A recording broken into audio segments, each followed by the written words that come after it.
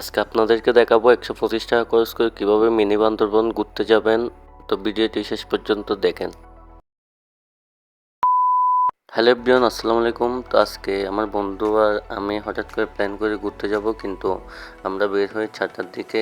সময় অল্প, তার জন্য আমরা কম খরচের মধ্যে কোথায় যাওয়া যায় প্ল্যান করার পর চিন্তা করি আমাদের চন্দনেশ উপজেলার অবস্থিত যে মিনি বান্দরবান নামে পরিচিত দুপাশে যাওয়ার পথে খুব সুন্দর একটি জায়গা।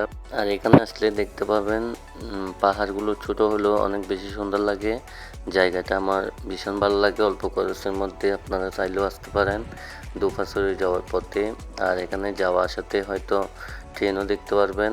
তো সব মিলাই আজকে ট্যুর 125 টাকা খরচ করে সব কিছু মিলে অনেক বেশি ভালো লাগলো অল্প খরচের মধ্যে। আর যাদের লেবু ভালো লাগে তারা অল্প দামে লেবু কিনে নিয়ে যাইতে পারবেন।